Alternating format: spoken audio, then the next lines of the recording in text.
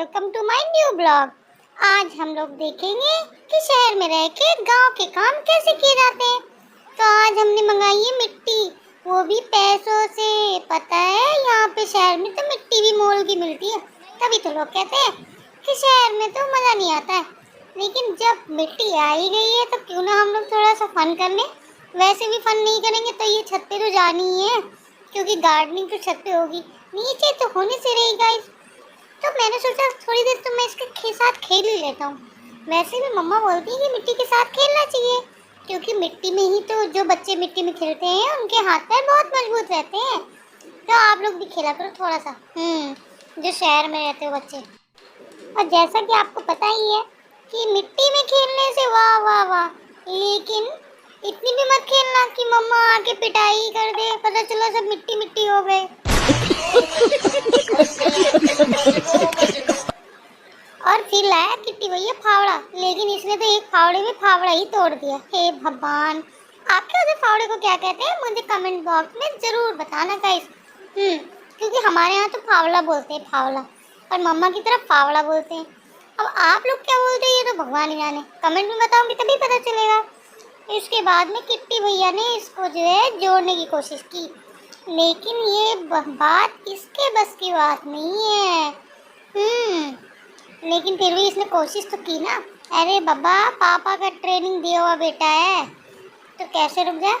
अब मैंने सोचा ऐसा ना हो मिट्टी में खेलने से मेरी चप्पल गंदी हो जाए, तो मैंने तो चप्पल ही मम्मा को दे दी। अब फिर खेलेंगे मिट्टी में, लेकिन मम्मा बोल रही थी कि कहीं कंकड़ ना घुस जाए तुम्हारे पैरों में। फिर खेल खाल के अब इससे मैंने बोला कि मुझे फावड़ा दे दे, लेकिन इसने बोला नहीं नहीं मैं तुझे फावड़ा नहीं दूंगा। लेकिन मैं भी एक नंबर की जिद्दी हूँ। मैंने बोला किट्टी भैया प्लीज दे दे दे दे, लेकिन ये तो मेरी बात सुन ही नहीं रहा था। बोला तेरे पैर में लग जाएगा और तेरे को चोट लग जाएगी। लेकिन मैं भी वहाँ हाथ हिलाते हुए खड़ा ही रहा, बेटा हूँ ना।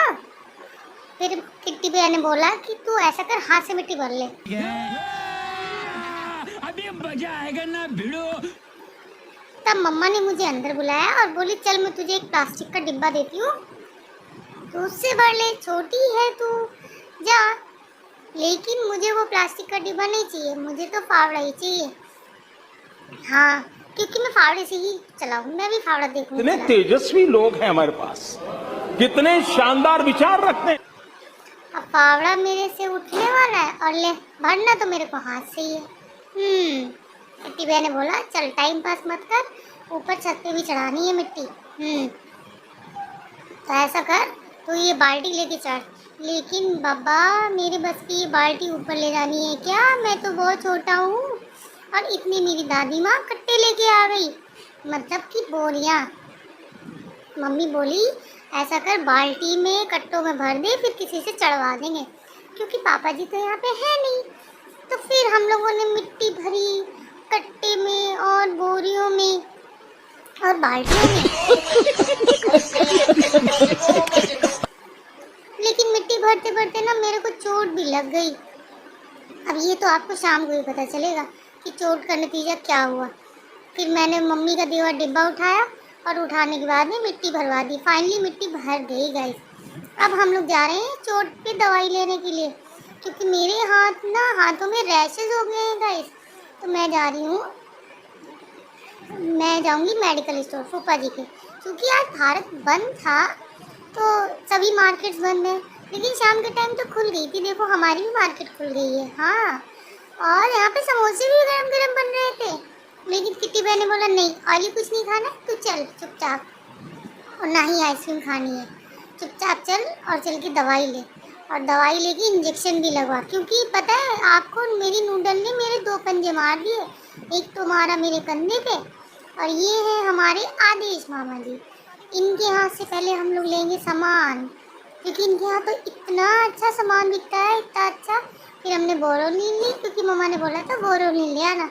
अब हम लोग जाएंगे अपने फूफा जी की दुकान पे, क्योंकि फूफा जी की दुकान जो है वो मामा जी के बगल में ही है। ये मामा भी बहुत अच्छे हैं और मुझे बहुत प्यार करते हैं। इन्होंने देखो बोरोलिन ली और मेरे से मस्ती भी कर रहे कि तू अपनी मम्मा के लिए सामान लेके गई थी।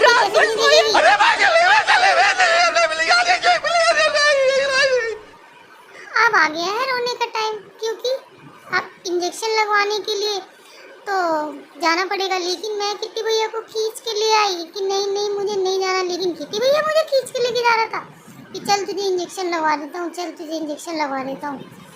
लेकिन मैं जीत जाती हूँ, क्योंकि मैं ज़्यादा तेज से खींच लेती हूँ। अरे बाबा मैं खाती बहुत हूँ, तो मेरे अंदर ताकत भी बहुत है।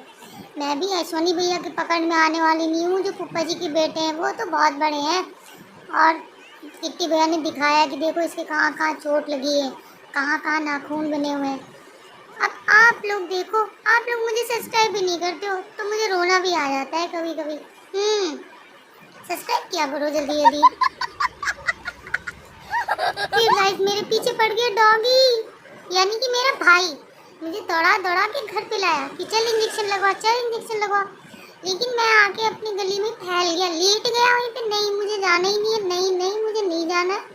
फिर उसके बाद में मम्मा आ गई, फिर मम्मा ने बोला हटो अभी को परेशान मत करो। फिर मैंने लगाई दवाई, और वो भी मेरे किट्टू भैया ने मेरी दवाई लगाई। और आप लोग करो सब्सक्राइब। अब हम लोग खाना खा के करने जा रहे हैं पढ़ाई। पढ़ाई भी करनी ज़रूरी होती है, सब बच्चे पढ़ा करो वरना उनकी मम्मी बहुत मारेंगी। जैसे मेरी मम्मी डांटती है मुझे। वीडियोस बनाना ज़रूरी है, लेकिन साथ में पढ़ाई करना भी ज़रूरी है। अरे बाबा तभी तो इंग्लिश में बात कर सकेंगे। Okay bye.